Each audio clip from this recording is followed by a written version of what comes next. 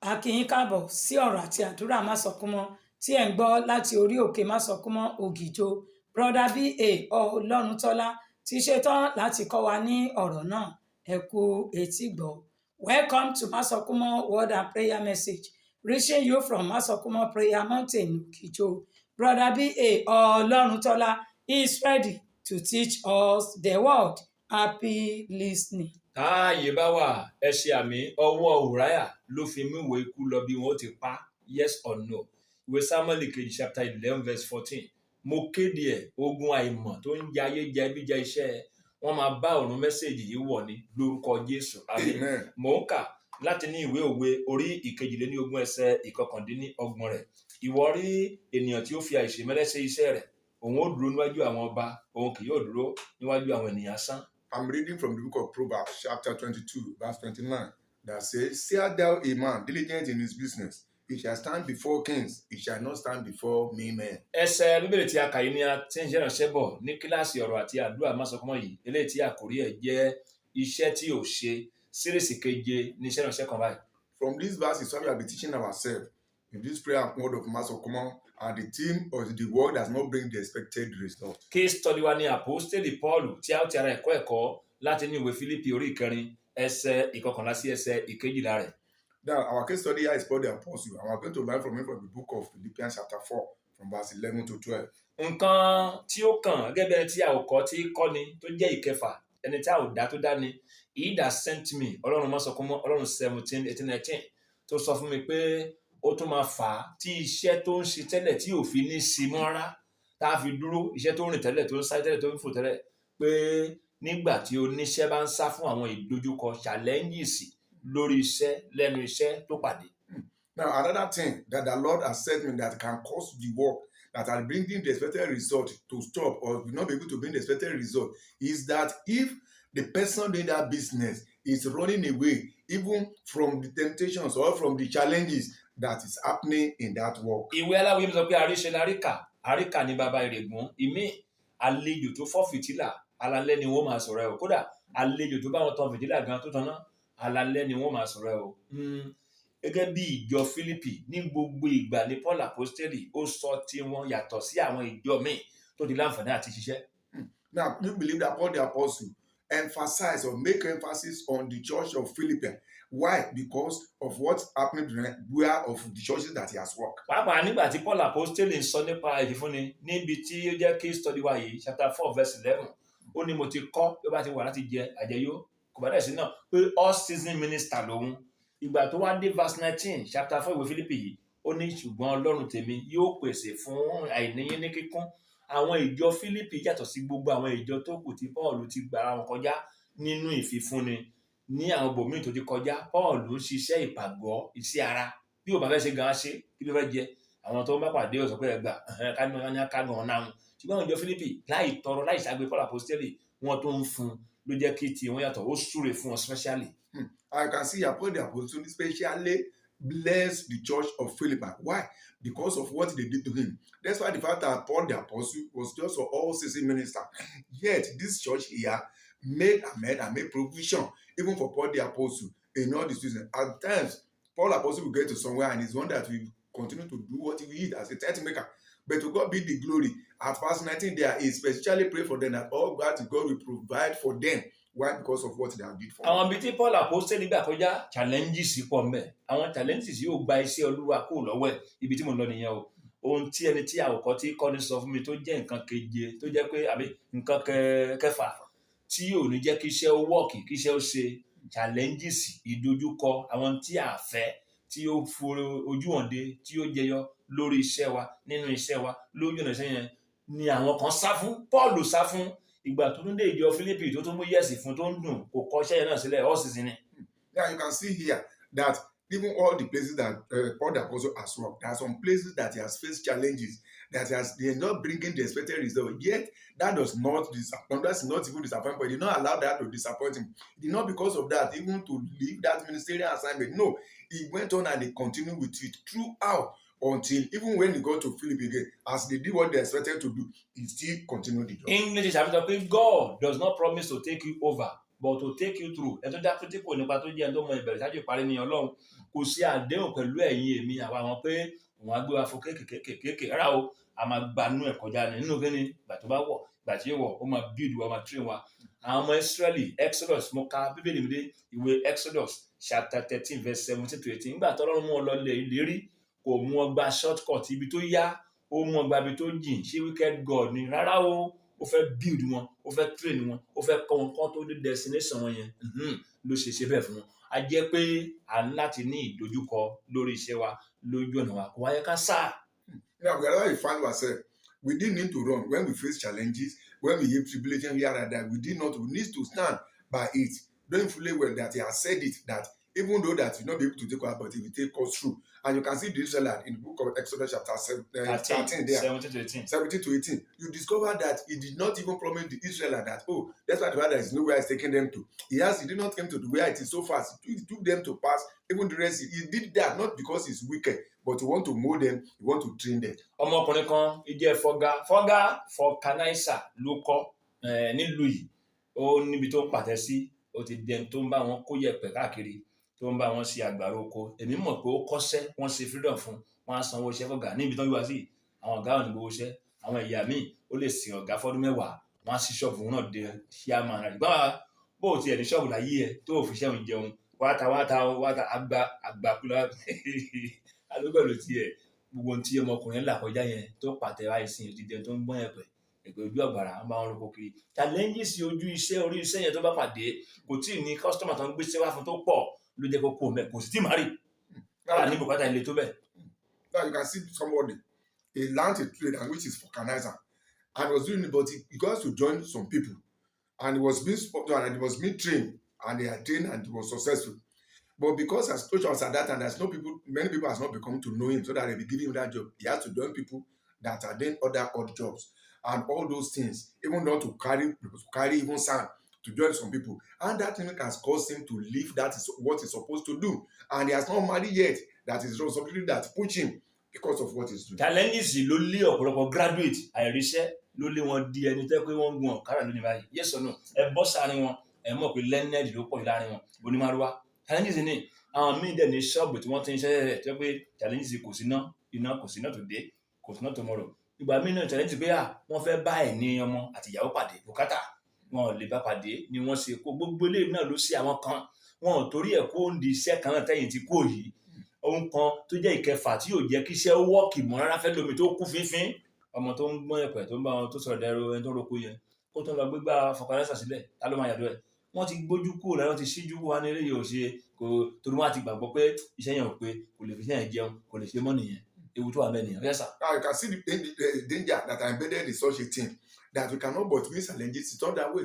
But what is required is not even to live that song no matter the challenges that you have made. And that's because it's bound to happen. You can see that word that we are referring to in as much as that join those who that are doing it. If by tomorrow night now take a place that this because it's a organizer, who will come and meet him again because the eyes has not been there again that he has even learned such a thing. So in whatever problem or the challenges we have, we should not allow them to leave that thing that we are doing. Ìwé aláwọ̀ yìí lọ pé adúró má sí lọ̀gá wò ohun tó bá fọ́ ni lójú òun náà ló yẹ kó fọ̀nà wọn ni o àti pẹ̀lú àdó ìsí lóògùn ọ̀rọ̀ ẹ̀bùn tó fi àjẹ Jósẹ́fù ta ló lè gbà pé ẹ̀bùn yẹn kan náà ló máa padà gbé dédé ga àbí ní báyìí sọ nìyẹn òun ló fi jẹ́ pé àwa tá a wà ní kíláàsì ọ̀rọ̀ tí àdáhùn sọ fún yìí challenges yòówù kó yọjú lórí iṣẹ́ lẹ́nu iṣẹ́ má jẹ́ kó lé ẹ kó má jẹ́ sá kó ń di ẹ̀ torí ẹ̀. And that is why we need to take care of this. That any time that we are facing challenges in where we have found ourselves in our business, in our work, we should not allow that in order to let us to forsake or leave that place. We should be able to face it and yet still stand there. Ojúṣe méjì kan wà tí a fi rán mi ẹni tí a kò tí kọ́ ni tó fi rán mi sí yín o fún ẹni tó yẹ pé ó mọ̀ pé challenges máa yọjú òun ò dẹ̀ fẹ́ fi iṣẹ́ ọ̀nà tó yàn láàyò ọ̀nà tó náà pèsè nìyẹn àbẹ̀ni tó dìde ló kọ́ nìyẹn kò fẹ́ filẹ̀ kó lè tó ń lọ kí ni challenges méjì ọ̀hún tó máa ràn wọ́n lọ́wọ́ yìí. There are two things that Lord has made me to help. So that Lord has understood me that cannot be able to help even those that are facing such thing in the work. I didn't want to leave that job they are doing. Number one, English if you are working and things are not working, stop and double check. O lè ṣe ju double check gan lọ kó o ṣe triple check. Dúró kó o ṣe àyẹ̀wò kí ló fà á tí iṣẹ́ ò fi work mọ́ tí ò fi ṣe mọ́ kí ló fa challenges wà lẹ́nu iṣẹ́ yìí ojúṣe yẹn jẹ́ tiẹ̀ ẹ̀yàn kan kọ́ ló máa bá ẹ ṣe tiẹ̀ o. Now, number one, which is first responsibility you are going to do that, you have to stop.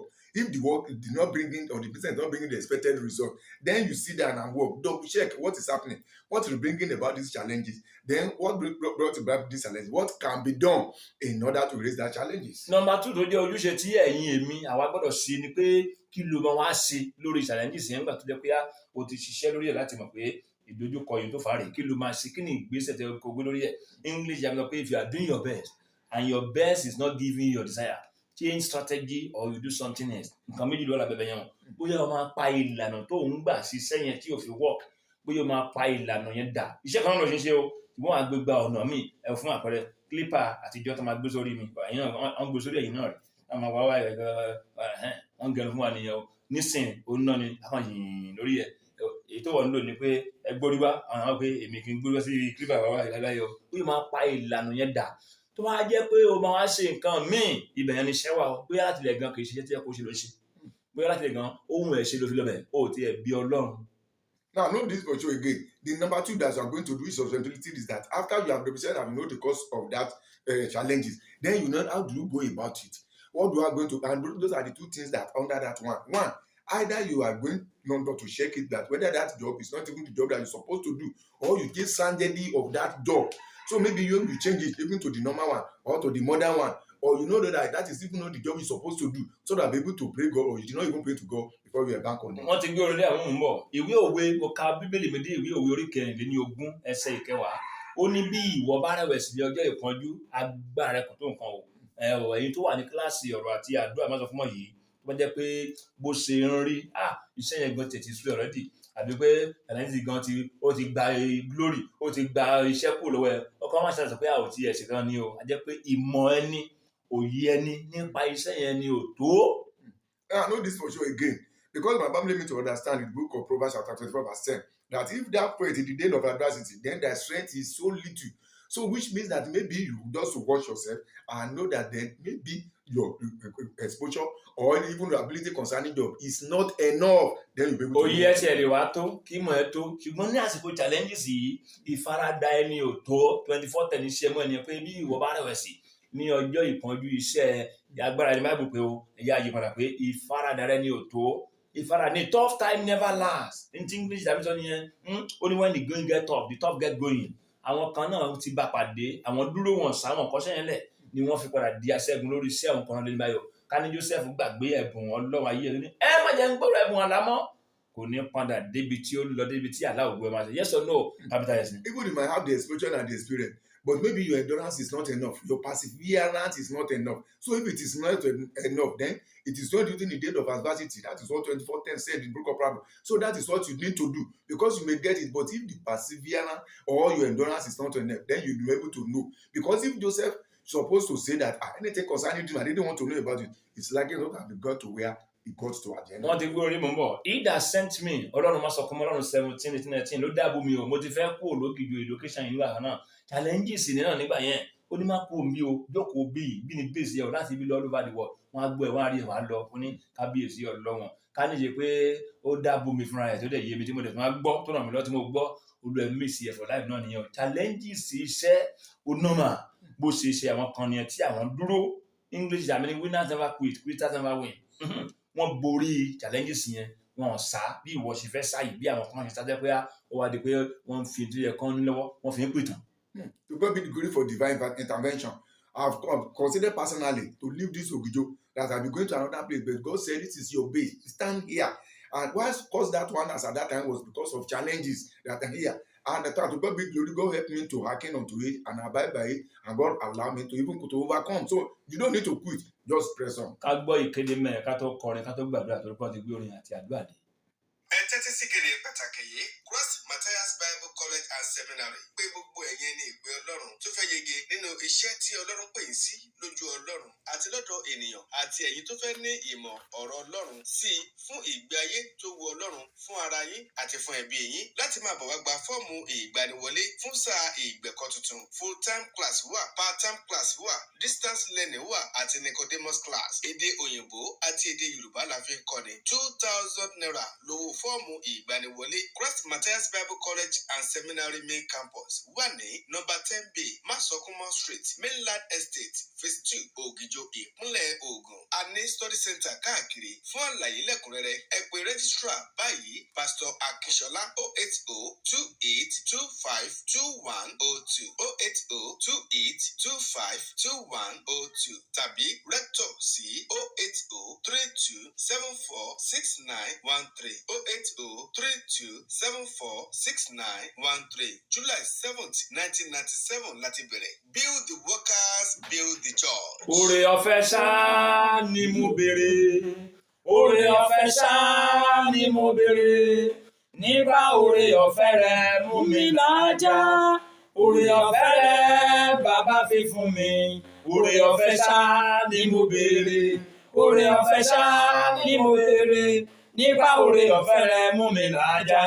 Oore ọ̀fẹ́ rẹ bàbá fi fún mi. Oore ọ̀fẹ́ rẹ bàbá fi fún mi. Oore ọ̀fẹ́ rẹ bàbá fi fún mi. Oore ọ̀fẹ́ rẹ bàbá fi fún mi. Báyìí báwo ẹ jẹ́ pariwo orúkọ Jésù ní àrà orúkọ Jésù. Nígbà tó wà àti nígbà tí yóò wọ̀. Nígbà tó wà àti ìgbà tí yóò wọ̀. Nígbà tó wà àti nígbà tí yóò wọ̀. Nígbà tó wà àti ìgbà tí yóò wọ̀. Nínú iṣẹ́ mi. Nínú iṣẹ́ mi.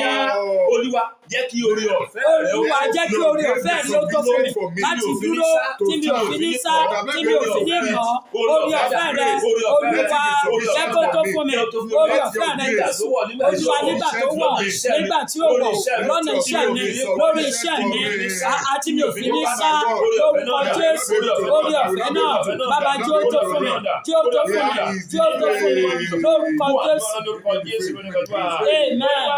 Olúwa fún mi ní ìṣẹ́gun. Fún mi ní ìṣẹ́gun lórí àwọn challenges. lórí àwọn challenges tí mi ò ṣàìbápàdé lórí iṣẹ́ mi lójú ọ̀nà iṣẹ́ mi láyé. Bàbá fún mi ní ìṣẹ́gun. Olúwa fún mi ní ìṣẹ́gun.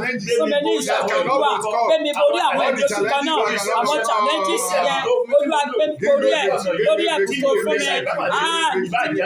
Ọlọ́run mo bá jalè bá jarò bàbá challenges yóò lè jẹ́. Olúwa fún mi ní ìṣẹ́gun lórí wọn. Má jọ ṣe mi lórí Olúwa. Amen. Gbogbo ìyì. Gbogbo ìyì. Ó fẹ́ gba iṣẹ́ lọ́wọ́ mi. Ó fẹ́ gba iṣẹ́ lọ́wọ́ mi. Tí ayé lè rí mi bí aláìní. Tí ayé lè rí mi bí aláìní. Kò má bí tó lọ. Ó yá ìlú bẹ́ẹ̀ dákẹ́jẹ́ lórúkọ Jésù gbogbo ìjì. Ó fẹ́ gba iṣẹ́ ìránṣẹ́ lọ́wọ́ mi. Ó fẹ́ gba ọkọ̀ ayé mi lọ́wọ́ mi láti wà. Ìrọ̀lù pa. Ó yá gbogbo ìjì bẹ́ẹ̀ dákẹ́ lórúkọ Jésù. Ó yá dákẹ́jẹ́ lórúkọ Jésù dákẹ́jẹ́ ìwọ ìjì kìjì bẹ́ẹ̀ pariwo lórúkọ Jésù. Amen. Lábẹ́ bó ti wù kórí láyé lórílẹ̀-èdè yìí àti ní àgbáyé tí mo wà ní Olúwa. Jẹ́ kí ohun gbogbo tó dákọ̀ ṣe pọ̀ sí lórí fún mi. Fún èmi Olúwa rẹ̀ mí lẹ́kún. Gbogbo tí ó dá bàbá tó iṣẹ́ pọ̀ sí lórí fún mi. Oṣù bá ilẹ̀ ní òfurufú ní ojú ọ̀run ní àti ohun gbogbo tẹ́lẹ̀ yọ ṣe nínú ìtìwọ́ Ọlọ́run dá. Ẹ ṣiṣẹ́ pọ̀ fún ìgbéga mi fún ìlọsíwájú mi fún ìṣerere mi fún ìsọjí ńlá mi. Ó yẹ ṣiṣẹ́ pọ̀ sí rere fún mi lábẹ́ bó ti wù orí lórúkọ Jésù. Amen. Olúwa ṣí mi níyè sí ìgbésí ọ̀tún. Tíṣẹ́ mi ń bèrè fún. Tíṣẹ́ mi nílò. Ó lè mú yẹ̀. Olúwa ṣí mi níyè. Ìgbésẹ̀ tí mo ní tí mo gbọ́dọ̀ gbé láti mú yẹ̀. Tíṣẹ́ mi ṣáfi mú yẹ̀. Ìpèmí á fi mú yẹ̀. Ó fi máa mú èkó wá. Olúwa ṣí mi níyè. Olúwa ṣí mi níyè sí. Ṣí mi níyè sí Olúwa. Ìjọwọ́ láti gbé ìgbésẹ̀ nígbà tó bá ṣí mi níyè. Ohun tí mo gbọ́dọ̀ ṣe. Ohun tí mo gbọ́dọ̀ rí, ohun tí mo gbọ́dọ̀ sọ, ibi tí mo gbọ́dọ̀ lọ́dúnwá, ṣe mi níyè. Àwọn iṣẹ́ ìránṣẹ́ yẹn ló fún Yẹ́sù wa. Amen. Olúwa kí ìgbà iṣẹ́ mi padà sí lórí láti